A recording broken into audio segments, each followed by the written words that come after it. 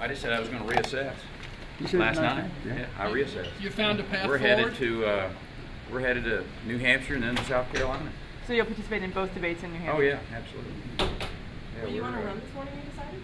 I was out on the trail when it kind of came to me. South Carolina is a place that I feel very comfortable, that the values and the people and the time that we spent there. So we're going to give the people of South Carolina, New Hampshire, America a choice in this election, and that's what this process is all about. So I look forward to continue on the trail, and I'm excited. It's going to be fun, and all our friends in New Hampshire and South Carolina, get ready. Here we come. Do you doubt Santorum and Poll's staying power in this race? You know, I'm not worried about anybody else.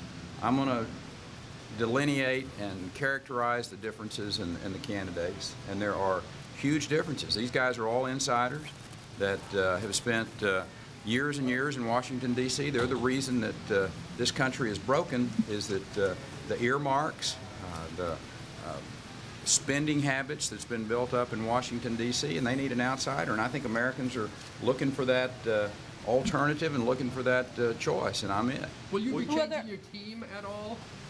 I don't know what you mean by changing my team. I'm not changing. I'm still the same guy I always was. I'm going to keep my wife, so. Will she keep you? Well, what about the What staff? about any of your staff? Any staff changes? I don't have any idea. That's not my area of expertise. Who I leave other that to than Joe. who other than your family did you talk to about this conversation or this decision this morning? Yeah, I'll be talking to my campaign staff, senior guys, all the office, all of them. You know, this wasn't a hard decision. This was one of those where you know, you take a look. You didn't do as well in Iowa as you wanted to, but this is a quirky place and a quirky process, to say the least. And we're going to go into you know, places where they have actual primaries, and they're going to be real Republicans voting. So I'm excited about getting out with you know, real Republicans and laying out the and not that there aren't real Republicans here in Iowa, but the fact is it was a pretty loosey-goosey process, and you had a lot of people who were there that admitted they were Democrats voting in the caucuses last night. So we're going to. I'm pretty sure that there will be serious conservatives